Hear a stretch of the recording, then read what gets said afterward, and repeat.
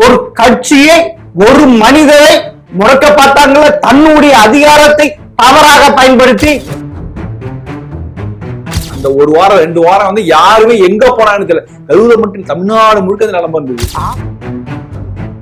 அது இப்படி ஒரு வழக்கு போறதுக்கு 75 ஆண்டுகளான திமுகவுக்கு தெரியாதா? நாங்க தான் அள்ளி போட்டு கொண்டு போய் மருத்துவமனையில கொண்டு போட்டோம்னு சொல்றாரு. அது நாடகமா? ஸ்பெஷல் ஃபிளைட் பிடிச்சு அங்க போய் இறங்கினாரு. எதுக்கு சார்? அந்த அரசியல் நாடகம் எதுக்கு சார்? எல்லாரையும் சேர்த்து வச்சு கிச்சடி பண்ணிட்டு இருக்கு எல்லாத்துக்கும். எம்ஜிஆரை விட பல மடங்கு ஒரு மாய பிம்பத்தை உருவாக்கி வைக்கிறார் விஜய். அதுல போய் மக்கள் திமுக என்ற ஆலமரம் பட்டு அதை நீங்க 13 ஆண்டு காலம் ஒண்ணு கூப்பிட்டு எல்லாம் உட்கார வைக்கல. ஒவ்வொரு நாளும் பயந்துட்டு இருந்தார் எம்ஜிஆர். திமுகவோட கூட்டணி கட்சிகள தான் நீங்க ஆட்சியிலே இருக்கீங்க, அப்புறம் எதுக்கு திரும்ப போய் திமுக பத்தி பேசிட்டு இருக்கீங்க நீங்க? ஆமா சார், பைந்தாங்கோலி திமுக சார், பைந்தாங்கோலி ஸ்டாலின், பைந்தாங்கோலி உதயநிதி சார். அதனால திமுகவோட தோல்வி ஒண்ணு அப்படி ஒரு மோசமான தோல்வி இல்ல. அப்பனா தாவேகா என்பது தற்காலிக முன்னேற்ற கழகம். அவன் வெளியே வந்தாதான் அடுத்தது அவருடைய மகனை ஆட்சியில அமர வைக்க முடியும்.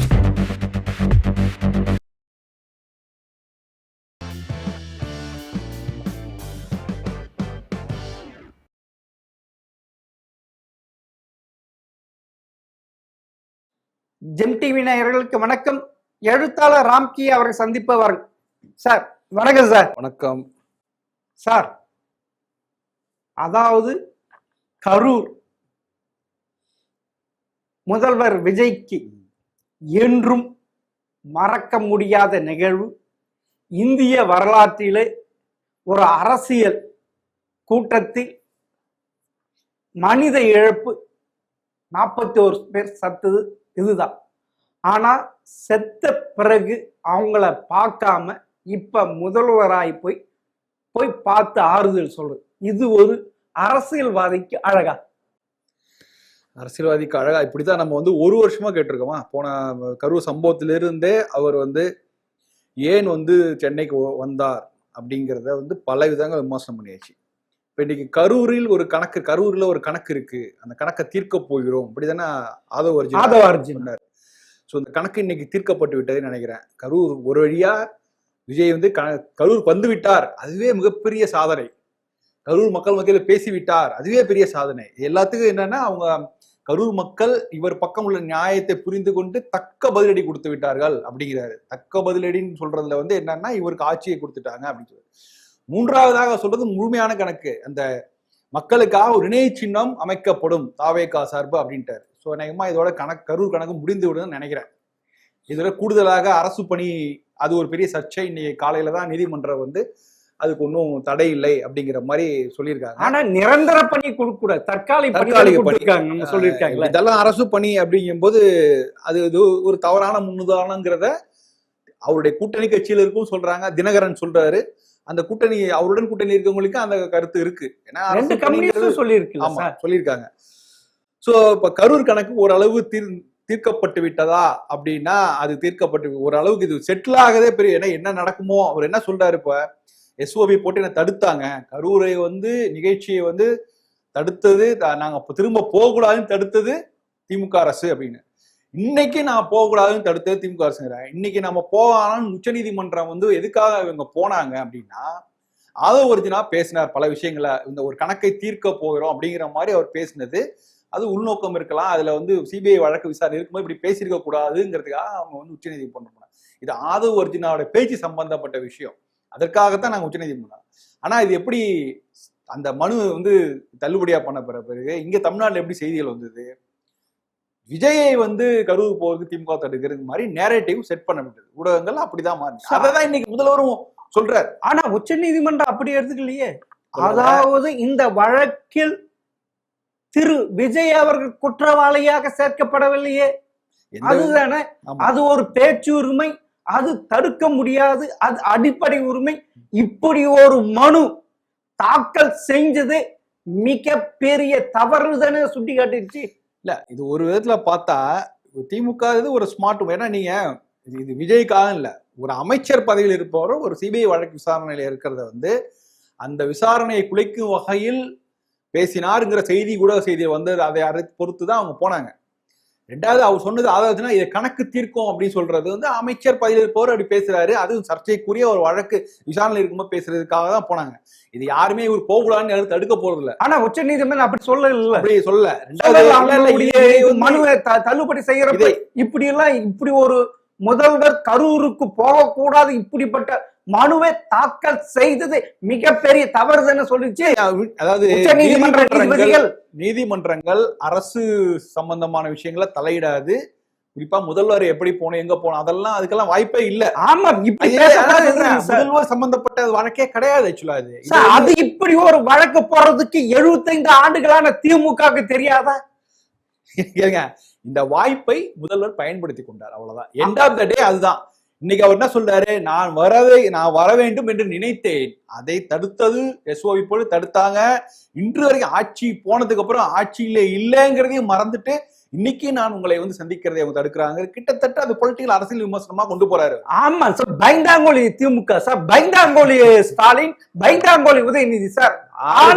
கரூர் இன்சிடென்ட் நடந்தப்ப 41 பேர் இறந்தப்பயே அந்த எஃப்ஐஆர் அவர் பேர் சேர்க்கணும் இல்ல, அவரால் தானே அவளை கூட்டம் சேர்ந்தது, அவரால் தானே இது நடந்தது. அப்பனா அவர் சேர்த்து இருக்கணும் இல்ல, ஃபர்ஸ்ட் ஏவன் அவர் போட்டு இருக்கணும். பைந்தாங்கோலி ஸ்டாலின் தானே, அவருக்கு பேர் வந்துடும், இது வந்து ஆட்சி பெற்று வெற்றி பெற்று பயந்து போய் தானே பண்ணாரு. 1% நியாயம் இருக்குதா பாருங்க. எது பைந்தாங்கோலி யாரு? கரூர் ஸ்டாலின்.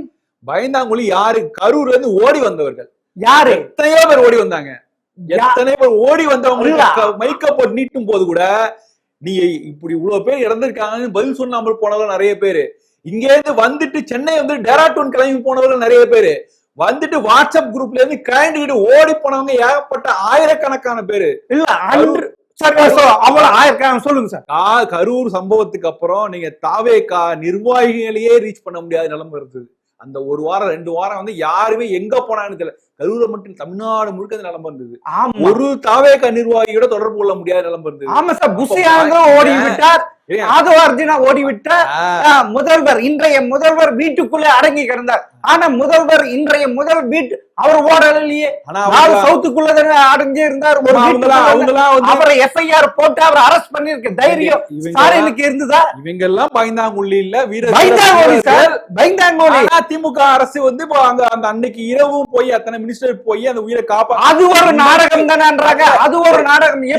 திமுக அரசு இன்றைக்கு தாவேகால இருக்க விஜயபாஸ்கர் என்ன சொன்னாரு? அன்னைக்கு கரூர் விஜயபாஸ்கர், எம்ஆர் விஜயபாஸ்கர் என்ன சொன்னாரு? நாங்க தான் அள்ளி போட்டு கொண்டு போய் மருத்துவமனையில கொண்டு போட்டோம்னு சொல்றாரு. அது நாடகமா? அன்னைக்கு அவரு தெரியுமா நடந்தது? சரி சார், இப்படி ஒரு இன்சிடென்ட் நடந்த வச்சு அதுக்குள்ள 10 ரூபாய் செந்தில் பாலாஜி எப்படி அந்த இடத்துக்கு வந்தா சொல்லுங்க போல. அவ்வளவு ஆம்புலன்ஸ் எப்படி வந்தது? இது ஒரு செட் பண்ணி ஒரு இதுதானே. ஒரு கட்சியை, ஒரு மனிதரை முடக்க பார்த்தாங்கள, தன்னுடைய அதிகாரத்தை தவறாக பயன்படுத்தி முடக்க பார்க்கவில்லை என்கிறது தான் திமுக மேல நம்ம வைக்கிற மிகப்பெரிய விமர்சனம். நீங்க வைக்கிற காரணம்னா திமுக செய்த ஆக பெரிய பிழையே என்னன்னா, கரூர் அந்த நெரிசலுக்கு காரணமான தாவேகா தலைமை அந்த நிர்வாகிகளை இந்த வழக்குல நிறைய பேர் சேர்க்காமல் விட்டதுதான் இவ்வளவு பெரிய விஷயம். பயந்து போனது திமுக. பயந்து போனது திமுக. நீங்க சொல்ற பயந்தாங்கொல்லி மாதிரி இது நரக்கட்டம் என்று அரங்கேற்றியது திமுக. இது இப்படி, அதாவது ஒரு குறுகலான இடத்தில் இவ்வளவு மக்கள் கூட்டம் திரண்டு வந்திருக்கு. அங்கங்க ஒரு சின்ன சின்ன சந்து இருந்து அதெல்லாம் அடைக்கப்பட்டிருந்தது. அதாவது ஜாலியன் வாலா படுகொலை எப்படி நிகழ்த்தப்பட்டதோ, ஆங்கிலேயர்கள் இந்திய விடுதலை போராட்ட சுட்டார இவர் திரு ஸ்டாலின் தான் ஆட்சிக்கு வருவதற்காக திரு விஜய் மீது ஒரு அபாண்டமான பழியை சுமத்தி அவரை தோற்கடிக்கணும் அரங்கேற்றிய வேலை சார் திமுக சார். இல்ல இது வந்து சிபிஐ வழக்கு விசாரணை இருக்கிறது. நாம வந்து ஆதவ அர்ஜுனாவும் நாம பேச வேணாம்.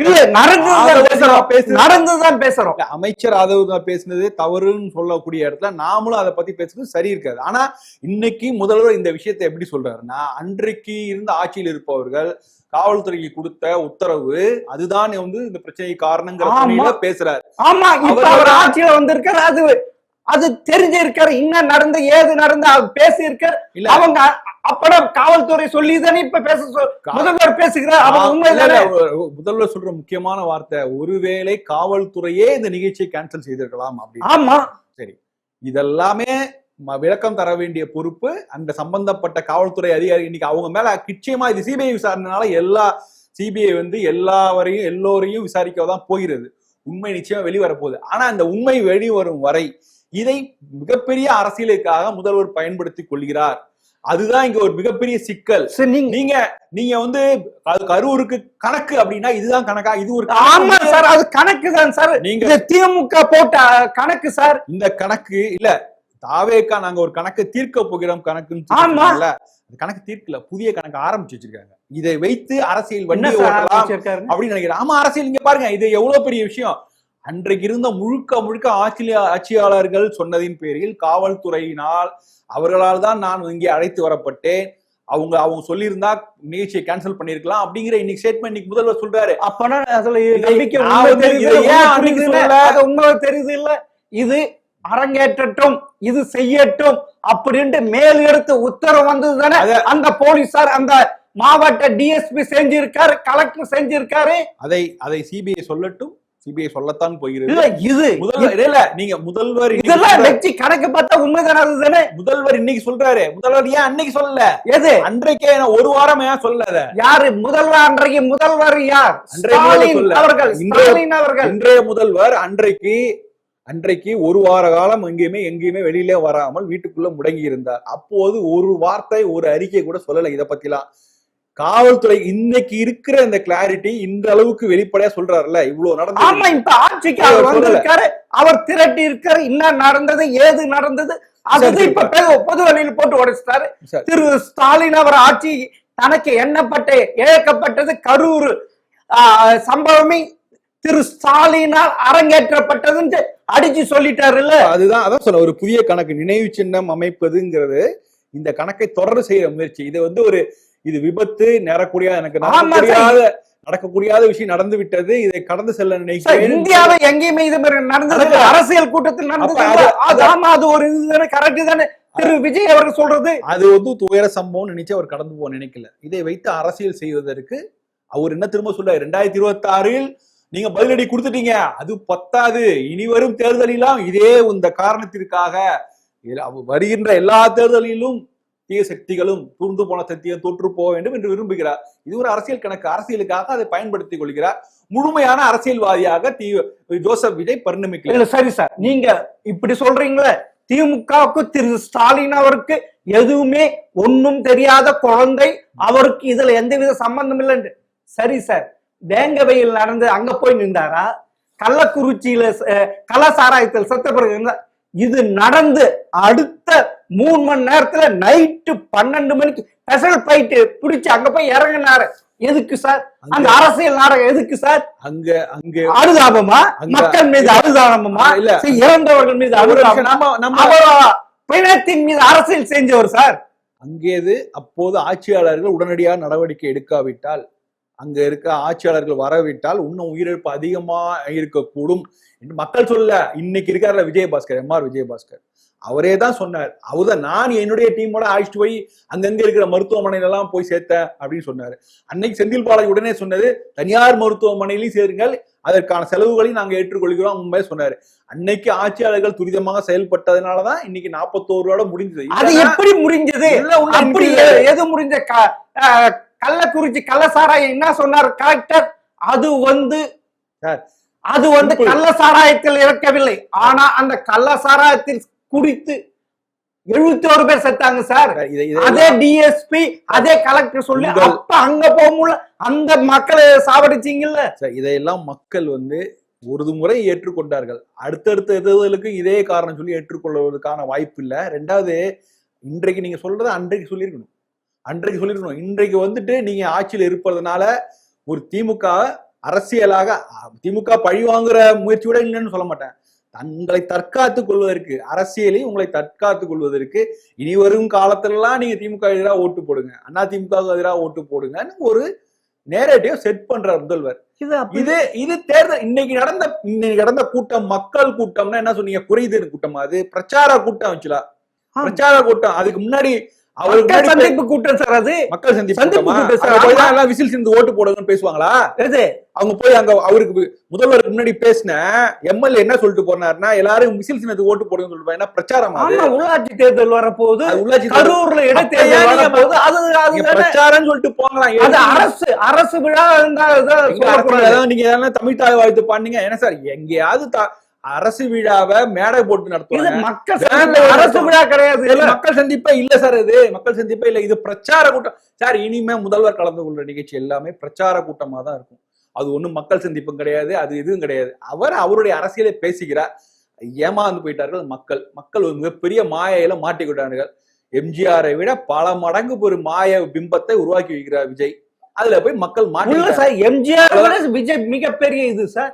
எம்ஜிஆர் 72 கட்சி ஆரம்பித்து விட்டு 77 தான் ஆட்சி பிடிக்க முடிஞ்சது. ஆனா 30% வாங்கணும். ஆனா விஜய் 35% வாங்கியிருக்காரு. 35%, 30% எல்லாம் ஒன் டைம் ஒன்றர். ஒரு தேர்தல் நடக்கிற ஒன்றர் தான் ஆக்சுவலா. ஒரு தேர்தல். அடுத்த தேர்தலில் நீங்க எவ்வளவு வாங்குவாங்கன்னு பாருங்க. இல்ல, இப்படிதான் திரு கருணாநிதி அவர்கள் கூத்தாடி அரசு செய்ய இது தெரியும். இதேதான் அன்னைக்கு எப்படி எம்ஜிஆருக்கு குடைச்சல் கொடுத்தாரோ 10 வருஷம் அவரால் வனவாசத்துக்கு போற, அதே மாதிரிதான் இப்ப விஜய் தொட திமுக என்ற ஆலமரம் பட்டு அதை நீங்க சார் 13 ஆண்டு காலம் கூப்புல உட்கார வச்சாங்க அப்படின்னு சொல்றது மக்களே ஏற்றுக்கலாம். ஆனா விஜய் தாவேக்காவினர் ஏற்றுக்கொள்வார். ஏன்னா அவங்களுக்கு அது தேவை இருக்கு. அந்த அரசியல் எங்க கூப்பிட 80ல நாடாளுமன்ற தேர்தலில் திமுக காங்கிரஸ் கூட்டணி தான் வெற்றி பெற்றது. ஆமா சார், இந்திரா காந்தி அவசரப்பட்டு இந்த ஆட்சியை கலைக்காமல் இருந்தாலும் ஆட்சி திரு கருணாநிதி கொடுத்த அழுத்தத்தால் கலைக்கப்பட்டது. 80ல அது இது வச்சு அழுத்தமோ இதோ. ஆனா முடிவெடுத்த இந்திரா காந்தி நிதானமாக இருந்திருந்தால் எம்ஜிஆர் வீட்டுக்கு போயிருக்க வேண்டியது. அடுத்த படத்துக்கு நடிச்சு அரசியல் விட்டே போயிருப்பாரு அவரு. இந்திரா காந்தி அவசரப்பட்டதுனால அவங்க கருணாநிதி அவசரப்பட்டதுனால அனுதாபம் அப்படி அவரு ஆமா அவர் தானே எம்ஜிஆர். நான் என்ன தவறு செய்தேன், என்னை இப்படி மத்திய அரசு கருணாநிதி இப்படி செஞ்சு விட்டு அப்படி கேட்டுதானே ஜெயிச்சாரு. அப்படி கேட்டுதான் ஜெயிச்சாரு. 84 போய் படுத்துக்கிட்டாரு. அவரு அங்க அமெரிக்கால என்ன நடக்குதுன்னே தெரியாம அவர் பேரை சொல்லிதான் ஆட்சி பிடிச்சாங்க. எல்லாமே அனுதாபத்தின் பேர்ல நடந்தது எல்லாமே. அப்பன்னா ஒரு இடத்துல அவர் நின்று தேர்தலை சந்திக்க. அப்பன்னா என்ன தெரியுது, தமிழகத்தில் ஆன்டி டிஎம்கே தான் அதிகமா இருக்குதுன்னு நீங்க ஒத்துக்கணும். ஆன்டி டிஎம்கே தான் சார் இருக்கு. ஆனா நீங்க அதை எப்படி நீங்க மாத்துறீங்கன்னா, உங்களுக்கு எதிரான நாங்க படுத்துக்கிட்டே ஜெயிப்போம், உட்காந்துட்டே ஜெயிப்போம், டான்ஸ் ஆடிட்டே ஜெயிப்போம், பாடிட்டே ஜெயிப்போம், நீங்களே விதவிதமான உருட்டுறதுக்கு காரணம் தான். 13 ஆண்டு காலம் ஒண்ணு கூப்புல எல்லாம் உட்கார வைக்கல. ஒவ்வொரு நாளும் பயந்துட்டு இருந்தாரு எம்ஜிஆர். ஆமா, ஒவ்வொரு நாளும் பயந்தாரு. அதே மாதிரி தானே இப்ப எடுக்கிறாரு. அதே மாதிரி திரு ஸ்டாலின் அவருக்கு அப்படித்தானே எடுக்கிறாரு. சார் ஆட்சிக்கு வந்துட்டீங்க, திமுகவோட கூட்டணி கட்சிகள தான் நீங்க ஆட்சியிலே இருக்கீங்க. அப்புறம் எதுக்கு திரும்ப போய் திமுக பத்தி பேசிட்டு இருக்கீங்க நீங்க? அதாவது நீங்க சொல்றீங்கல்ல, திமுக மக்கள் 35% வாக்களித்து 108 இடங்களை அவங்க ஆட்சி செய்ய கொடுக்கிறப்ப அப்படி இருக்கு. இருங்க சார், 4ஆம் தேதிக்கு அப்புறமா வாக்கு எண்ணிக்கை அப்புறமா திமுகவும் அதிமுகவும் கூட்டணி ஆட்சி வைக்க நடந்தது இல்ல, அதுவும் தோத்து போயிடுச்சு. திரும்பவே முதல்வராக்கணும் சொன்ன, அதுவும் தோத்து போச்சு. இப்ப எம்எல்ஏக்கள் விலைக்கு வாங்கி ஆட்சி கவிக்க பாத்தீங்களா, அதுவும் தோத்து போச்சு சார். அது வரைக்கும் இவங்களாவது வெளிப்படையா என்ன நடந்தது என்பதை திருமாவளவன் சொன்னார். ஆமா அப்படி தரப்பு நடந்ததுன்னு திமுக இருந்தாங்க, திமுக கூட்டணி கட்சியெல்லாம் வெளில சொன்னாங்க. ஆனா தாவேக்கால என்ன நடந்தது, தாவேக்கா என்ன நடந்தது யாருக்காவது தெரியுமா? என்ன நடந்தது? அவங்க ஒரு வார காலம் இருந்தாங்களே, யாரிடம் பேசினாங்க, என்ன ஆட்சி அமைக்கிறதுக்கான பணிகள் இருந்தாலும் வெளிப்படையா ஆமா நாங்க தான் சிங்கிள் மெஜாரிட்டியா வந்திருக்கோம், நாங்க ஆட்சி அமைக்கிறோம் அப்படின்னு யாராவது முன் வந்து பேசினாங்களா? சரி, பின்னணியிலே வேலை நடந்தது, வேலை நடந்ததா இல்லையா? நடக்கலன்னா ஏன் நடக்கல, நடந்ததுன்னா எப்படி நடந்தது, அதை பத்தி அவர் பேச தயாரா? இன்னைக்கு எவ்வளவு பேசுறாரு ஆதா ஒரிஜினா பேசுறாரு அவரு. யாரு உட்காந்து மன்னார்குடி எம்எல்ஏ கிட்ட சைன் போட்டது யாரு, சைன் வாங்கினது யாரு சொல்லுங்களேன். உங்க உளவுத்துறை வச்சு விசாரிச்சு சொல்லுங்களேன், யார் வாங்கினது சைனு, அது சொல்ல வேண்டியது தானே. சோ எப்பவுமே திமுக கூடாரத்துல என்ன நடக்குது, அண்ணா திமுக கூடாரத்துல என்ன நடக்குது, திருமாவளவன் யார்கிட்ட பேசினாரு, அது பேசுறாரு சொல்றீங்களே. ஒரு காயினோட ஒரு சைடு தான் பாக்குறீங்க, இன்னொரு சைடுல நீங்க யாருக்கெல்லாம் பேசுறீங்க? தாவேக்கா பனையூர்ல உட்காந்து யாருக்கெல்லாம் ஆதரவு வாங்குச்சு, யார்கிட்ட பேசினாங்க தெரியுமா? அது வெளியில வருமா? வெளியில வரும். டெல்லிக்காரங்க வாய் திறந்தா வெளில வரும், அது வரையும் வெளில வராது. அப்படிங்களா சார்? ஆமா, அப்படி. அதாவது திரு ஸ்டாலின் அவர்கள் இன்னும் மக்கள் இப்படி ஒரு தண்டனை கொடுத்த பிறகு இன்னும் புரியாமல் அறியாமல் அந்த தோல்வியை ஏற்றுக்கொள்ள முடியாமல் அங்கங்க போயிட்டு கல்யாண வீட்டுக்கு போனா அதுதான் செய்யறாங்க, எங்க போனாலும் அதுதான். மகனும் தகப்பனும் மாறி மாறி இது பண்றாங்களே. தன் மகன் முதல்வராக இல்லாம போயிடுவானோன்ட்டு பெரும் துயரத்தில் தானே இருக்கிறாரு திரு ஸ்டாலின் அவர்கள். விஜய் தாவேகா ஆட்சிக்கு வந்தது பெரிய அதிர்ச்சி தான். பழந்தின்னு கொட்ட போட்ட பெரிய கட்சிகளும் பெரிய அதிர்ச்சி தான், அதுல சந்தேகம் இல்லை. ஆனாலும் திமுகவோட தோல்வி ஒண்ணு அப்படி ஒரு மோசமான தோல்வி இல்லை. சென்ற முறை எடப்பாடி கிடைத்த தோல்வி தான் இன்றைக்கு ஸ்டாலின் கிடைத்திருக்கு. அவரு ஒரு வெற்றிகரமா ஒரு நல்ல ஒரு டீசென்டான எதிர்கட்சி தலைவரா எடப்பாடி உட்காந்து அந்த இடத்துல தான் இன்னைக்கு திமுக உட்காந்துருக்கு. அதனால மக்கள் முழுமையாக இவங்களை வேண்டாம் வரவே கூடாது நிராகரிக்கவில்லை. டைம் ஒர்க் அவுட் ஆகல, கொஞ்சம் சீட்டு கிடைச்சிருந்ததுன்னா வேறு விதமான கணக்குல போய் முடிஞ்சிருக்கும். இதேதான் 2021 நடந்தது, இன்னைக்கு அதான் நடந்திருக்குது. மக்கள் யாரையும் கைவிடவில்லை.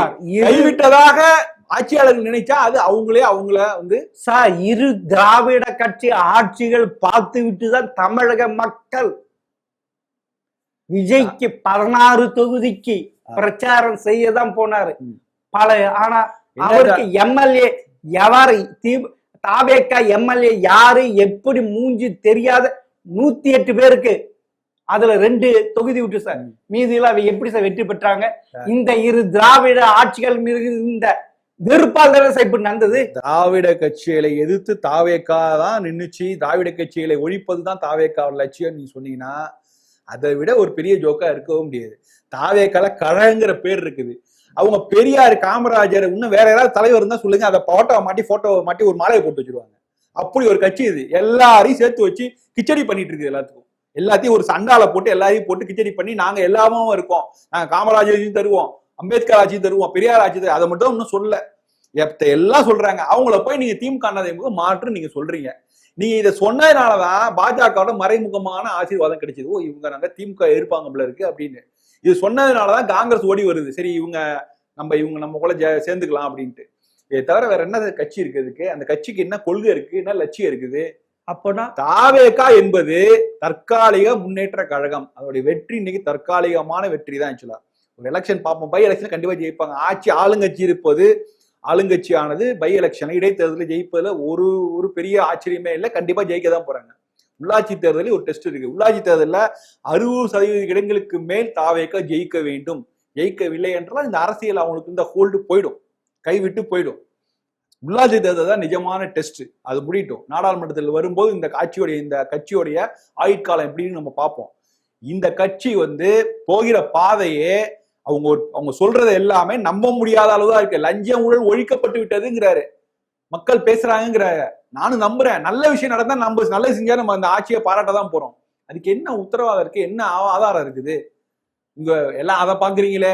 ஒருத்தர் சொல்றாரு அரசு அலுவலகம் போனா மதிக்கிறாங்க, நல்லா மதிக்க மாட்டாங்க, மதிக்கிறாங்கன்னா சார் அரசு அலுவலகம் போய் நான் போனா என் வேலையை முடிக்கணும், நான் போய் மதிக்கிறேன். அவங்க கூட உட்கார வச்சு கூல்ட்ரிங்க்ஸ் கொடுத்து அனுப்புதில்ல, அதனால எனக்கு என்ன இது போன வேலை முடியணும். நான் அரசு அலுவலகத்தை தேடி நான் போகக்கூடிய நிலைமையே வரக்கூடாது. இணையத்தின் மூலமாக அப்ளை பண்ணி எல்லாம் நடக்கணும். அதற்கு இந்த அரசு என்ன வழிபாருன்னு பாருங்க. மேகதாது போன்ற ஒரு சீரியஸான விஷயத்த முதல்ல எப்படி அணுகிறாருன்னா, நான் பேசிட்டு இருக்க மாட்டேன், எங்க பேச முடியும்? நீங்க மேகதாது பத்தி எங்க பேச முடியும்? மத்திய அரசு கூட அதை ஒரு வார்த்தை சொல்லுங்க சார். மத்திய அரசு தலையிட்டு ஒரு கடிதம் எழுதுங்க சார். அதான உங்க ஸ்டைலு. கடிதம் எழுதுங்க, மத்திய அரசு தலையிட வேண்டும் சொல்லுங்க. இல்ல அடுத்த நடக்க வர காவிரி நதிநீர் ஆணைய கூட்டத்துல நாங்க இந்த இஷ்யூவை எழுப்போம்னு அதை சொல்லுங்க. உங்க காங்கிரஸ் கட்சி கூட்டணி கட்சி தானே, கூட்டணி சார்பா நாங்க இரு மாநில காங்கிரஸ் தலைவரையும் கூப்பிட்டு பேசுவோம், ராகுல் காந்தி பேசுவோம், ஏதாவது சொல்லுங்க சார். எதுவுமே சொல்லாம பேச வேண்டிய இடத்துல பேசுவேன்னு சொல்றது என்ன இருக்கும்? மேகதாது போன்ற ஒரு முக்கியமான விஷயத்துக்கு இப்படி ஒரு ஸ்டாண்ட் அப்படின்னா, நம்ம இந்த ஆட்சியாளர்கிட்ட நான் ஏதோ சீரியஸான விஷயங்களை எதுவும் எதிர்பார்க்கவே முடியல. இது ரொம்ப பரிதாபகரமான விஷயமா இருக்கு. மேடையில பஞ்சுகளாக இருக்கு. இது இன்னும் முற்றி போய் மேடையில முதல்வர் பாடுகிறார். அது என்ன போல வயதானவர்களுக்கு கல்ச்சுரல் ஷாக்கிங் தான். இந்த மாதிரி பாடுகிற முதல்வரை ஓடு ஓடு ஓடு ஓடு ஓடு செந்தில் பாலாஜி ஓடுற. செந்தில் பாலாஜி சிறையில் இருந்த ஒரு முன்னாள் அமைச்சர், அவரையெல்லாம் நீங்க இவ்வளவு பெரிய பொசிஷன்ல இருக்க முதல்வர் பேச வேண்டிய அவசியம் இல்லை சார். திரும்ப முதல்வருக்கு யாராவது போய் நினைவூட்ட வேண்டியிருக்குது சார். இது ஆட்சி நடந்தது, இன்னும் தேர்தலுக்கு இன்னும் காலம் இருக்குது, பிரச்சாரத்தை பொறுமையா பண்ணலாம்னு யாராவது ஒருத்தர் நினைவூட்டிக்கிட்டே இருக்க வேண்டியிருக்கு. இல்லைன்னா அவர் பிரச்சார மோட்ல போயிடுறாரு. கரூர்ல போய் செந்தில் பாலாஜியை பற்றி பேச வேண்டிய அவசியமே இல்லை சார். எங்கேயோ ஒரு மிகப்பெரிய வெற்றி பெற்றிருக்காரு விஜய். அவர் போய் செந்தில் பாலாஜியை வந்து அவர் இப்ப இன்னைக்கு அவர் சொல்வது போல அவர் வாதி சொல்லி போனா ஓடி ஒளிந்து கொண்டுதான் இருக்கிறார். அவர் மேல உள்ள கேஸ் அவர் எந்த அளவுக்கு கைகளுக்கு கரைபடையாத சொந்தங்களுக்கு என்னெல்லாம் சொல்லலாம். அவரை போய் நீங்க போய் அவரை போய் பேச வேண்டிய அவசியமே இல்லை. அவர் அவங்க ஓடி ஓடி தரட்டும், நான் வேட்டைக்காரன் அப்படிங்கிறாரு. இதெல்லாம் தேவையில்லை. அரசு முதல்வருக்குன்னு ஒரு பெரிய ஒரு ப்ரொஃபைல் இருக்கு சார். நீங்க முதல்வர் எடுத்து நம்ம நிறைய எதிர்பார்க்கிறோம். அவர் மேல நம்ம வந்து நல்ல ஆக்கப்பூர்வமான விஷயங்கள் செய்யணும்னு நம்ம எல்லாம் எதிர்பார்க்கிறோம். அவர் போய் திரும்பவும் போய் திமுகவோட மோதல திமுகவை வந்து திரும்ப திரும்ப வம்புக்கு இழுத்து அவங்கள பண்றதுனா திமுக என்று தனித்திருக்கிறது. திமுகவோட கூட்டணி இல்ல, அண்ணா திமுகவோட பாஜக கூட்டணியில இருக்குது. காங்கிரஸ் எல்லா கூட்டணி கட்சிகளும் திமுகவை கைகட்டி விட்டு கிட்டத்தட்ட அங்க வந்துட்டாங்க. அப்படிலாம் சார் திரு ஸ்டாலின் என்ன சொல்லுகிறார், திரு உதயநிதி என்ன சொல்ல, இந்த ஆட்சி 3 வாரத்தில் கவுந்து விடும், 6 மாசத்துல கவுந்து விடும், அப்படி கவுந்துரும், இப்படி அப்படி இருக்க ஒரு முதல்வர் அது ஏன் நடவடிக்கை எடுக்கக்கூடாது, ஏன் தாக்கி பேசக்கூடாது, என்னுடைய ஆட்சியை கவுந்து அப்படின்னா ஏதாவது இது பண்றீங்களா? எல்லாமே நீங்க திரு ஸ்டாலினும் சரி திரு உதயநிதியும் கீழே வீழ்ந்து மூக்கு உடச்சிட்டீங்க, ஆட்சியை கவிக்க முடியல. அப்படி ஏன் சார் இப்படி இது இருக்கு? அவர்கிட்ட தோத்து போன திரு ஸ்டாலின் அவர் அதை ஏற்றுக்கொள்ள முடியவில்லையா? ஏன் இப்படி ஒரு எந்த இதுல இருக்கிறார் அவர், இது வந்து எந்த மூடுல இருக்கிறார்? கடந்த அவர் வெளியே வந்தாதான் அடுத்தது அவருடைய மகனை ஆட்சியில அமர வைக்க முடியும். இல்லன்னா நான் என்ன சொல்றேன், இங்க பாருங்க, கடந்த காலங்கள்ல திரு ஸ்டாலின் அவர்கள் திமுகவுக்கும் காங்கிரசுக்கும் உடன்படிக்கை ஏற்று இப்படின்னா அப்படிதான் முடிவு போகுது அந்த கட்சி. கடந்த காலங்கள்ல எதிர்கட்சியில இருக்கவங்க வந்து 7 அமாவாசையில இந்த ஆட்சி காணா போயிட்டுலாம் சொன்னதெல்லாம் ஜெயலலிதா அவர்கள் பேசியிருக்காங்க, கருணாநிதி அவர்கள் பேசியிருக்காங்க, எல்லாரும் பேசியிருக்காங்க. அதை தான் அவங்களும் பேசுறாங்க. எடப்பாடியும் பேசினாரு, 3 மாசம் முன்னாடி சொன்னாரு, 2-3 அமாவாசை தான் அதுக்கப்புறம் ஆட்சி போயிட்டுலாம் சொல்லியிருக்காரு. இதாவது சாதாரண அரசியல் விமர்சனம். இதுக்கு ஒருமா அவங்க ஏதோ பெரிய சூழ்ச்சி பண்ணிட்டாங்க, ஏதோ ஆட்சியை கலக்கு சதி நடக்குது அப்படின்னு சொல்லிட்டு ஒரு விஷயம். ஓகே, அதெல்லாம் வெளியில கொண்டு வாங்க, வெளியில கொண்டு வந்து நீங்க மக்கள் மன்றத்துல வைங்க, மக்கள் ஏற்றுக்கொள்ள போறாங்க. ஆனா இதை தொடர்ந்து சொல்லியே ஸ்டாலின் எஸ்ஓபினா ஸ்டாலின் போட்ட புரோட்டோகால், என்னை தடுக்க சதி நடக்குது, நீங்க முதல்வர்ல இருக்கீங்க, முதல்வரா இருக்கீங்க, என்னை தடுக்க நான் கரூர் மக்களை பார்க்கறதுக்கு திமுக சதி செய்யுதுன்னா நீங்க திமுக மேல இன்னும் உங்களுக்கு அந்த பயம் இருக்குது. திமுக தான் உங்களை வந்து திரும்ப வந்து வீட்டுக்கு அனுப்புறது திமுகவால முடிங்கிற நீங்களே மறைமுகமா சொல்றீங்க. நீங்க அதை ஏன் அப்படி சொல்றீங்க? விடியல் வந்துருச்சுன்னு அவங்க சொல்லிதான் ஒரு 5 ஆண்டுகள் மக்கள் படாத பாடு பட்டாங்க. இன்னைக்கு மெல்ல மக்கள் திமுகவை மறந்து கொண்டிருக்காங்க. நீங்களே ஞாபகப்படுத்துறீங்க. நிறைய கூட்டு வந்து இல்ல எனக்கு திமுக தான் எதிரி, திமுக தான் தடுக்கிறாங்க, திமுக எவ்வளவு பெரிய ஃபோர்ஸா இருக்கா பாருங்க, அவங்க கூட்டணியிலே இல்லைனாலும் அவங்க பெரிய சக்சஸ்ஃபுல்லா பவர்ஃபுல்லான ஒரு பார்ட்டியா இருக்காங்கலாம் நீங்களே மக்கள் மத்தியிலே ஞாபகப்படுத்துறீங்க. அது தேவையில்லை அப்படிங்கிறது தான் என்னுடைய கருத்து. அப்பனா நீங்க சொல்ற பாத்துக்கின்ற இப்பொழுது திமுக தோற்றுவிட்டாலும் இன்னும் வலுவாக இருக்கிறது. திரு விஜயை அவர்கள் தோற்கடிக்க சக்தி ஒன்றே ஒன்று திமுக அப்படி என்று நான் நினைக்கவில்லை. ஆனா முதல்வர் நினைக்கிறார். கட்சி கட்டமைப்பே சிதைந்து போய் எல்லாமே கட்சி திமுக கட்டமைப்புல பிரமாதமா இருக்குன்னு சொல்றாங்க. இல்ல சார், போய் பாருங்க, எல்லா நகரங்கள்லயே கட்டமைப்பு ரொம்ப மோசமா இருக்கு, திமுக ரொம்ப சீரடைஞ்சு இருக்குது. அவங்க திரும்பி பாடாதபாடு பட்டு மேல கொண்டு வரணும். மக்கள் திமுக ஓட்டு போடுவதற்கு ரொம்ப யோசிப்பாங்க. ஆனா காலம் வந்து மாற்றி போடும், எல்லாத்தையும் சூழல் மாற்றும். இனி வரும் காலம் கூட்டணி காலம் தான். கூட்டணி கட்சிகள் வேற மாதிரி மாறதுக்கு வாய்ப்பு இருக்குது. அது கை கொடுத்து சூழல் மாறும். இன்றைய அளவுல விஜய்க்கு ஒரு நல்ல நேரம், அவர் முதல்வராக தொடர்கிறார். அதற்காக நீங்கள் எதிர்ப்பதாக இருந்தால் உங்களை எதிர்த்தான் எல்லா எதிர்கட்சியும் எதிர்த்து இருக்காங்க. எல்லா கட்சிகளையும் எதிருங்கள். அதிமுக பேர் சொல்லி எதிர்த்து பேசுங்க, பாஜக எதிர்த்து பேசுங்க, திமுக மட்டும் பேசணும். எல்லா கட்சிகளும் உங்களுக்கு எதிராகத்தான் இருக்கின்றன. உங்க கூட்டணி கட்சிகளே உங்களுக்கு எதிராக தான் இருக்காங்க. கூட்டணி கட்சிகள் எவ்வளவோ கோரிக்கை வைக்கிறாங்க, அதை பத்தி நீங்க எதுவும் பேசுறதே இல்லை. மதிமுக காங்கிரஸ் போன்று மற்ற கூட்டணி கட்சிகள் இல்ல. அவங்க வந்து தாவேக்கு எது சொன்னாலும் கண்மூடித்தனமா ஆதரிக்கக்கூடிய இடத்துல காங்கிரஸ் இருக்கு, மதிமுக இருக்கு. ஆனா இடதுசாரிகள் ஒவ்வொரு விஷயத்துக்கும் கருத்து சொல்றாங்க. அந்த கருத்து பெரும்பாலும் அரசுக்கு எதிராகத்தான் இருக்கு. திருமாவளவன் ஒவ்வொரு கருத்து என்ன சொல்றாரு, அவர் சொன்னதிலே நிறைய கான்ட்ரடிக்ஷன் ஸ்டேட்மெண்ட் இருக்குது. இது வந்து இந்த நாங்கள் வந்து ஆட்சியில் இருப்பதனாலே, அமைச்சர்கள் இருப்பதனாலே நான் கூட்டணியில் இருப்பதாக அர்த்தம் இல்லை அப்படிங்கிறாரு. குதிரை பேரம் நடந்தது உண்மையாக இருந்திருந்தால் அப்படிங்கிறாரு. உண்மையா எல்லாம் நம்ம கண்புனா பாக்குறோம், எல்லாம் நடக்குது. ஆளுநருக்கு அதிகாரம் இருந்திருந்தால்ங்கிறாரு. ஆளுநருக்கு அதிகாரம் இல்லையா? தெரியாதா? எத்தனை வட மாநிலங்கள்ல, கர்நாடகா நடந்து, மகாராஷ்டிரால இது மாதிரிலாம் குதிரை பேரம் நடந்த போது திருமாவளவன் தானே முதல் குரல் கொடுத்தாரு. அவருக்கு தெரியாதா?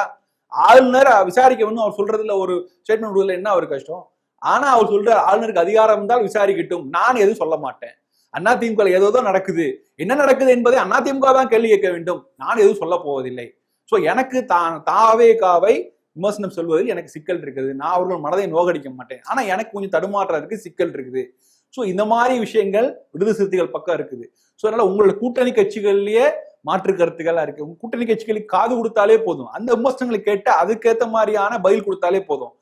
எதுவுமே பேசாத மக்களா நிராகரிக்கப்பட்ட திமுகவை ஒரு பெரிய பிம்பமா உருவாக்கி அவங்கதான் எதிரி, அவர் வீக்கா இருக்கிறதுனால நான் அவரை மட்டும் எதிர்க்கிறேன்னு சொல்லி மத்தவங்களை கடந்து போவதுங்கிறது ஒரு தவறான அரசியலா நான் பாக்குறேன். சரி சார், நீங்க சொல்றீங்க இப்படி திரு விஜய் அவர்கள் திமுக தனக்கு எதிராக, அதாவது தோத்து போன எதுவும் இல்லாத அதுக்கு வெண்டிலேட்டர் கொடுத்து உயிர் கொடுக்கிறார் போல் நீங்க சொல்றீங்க.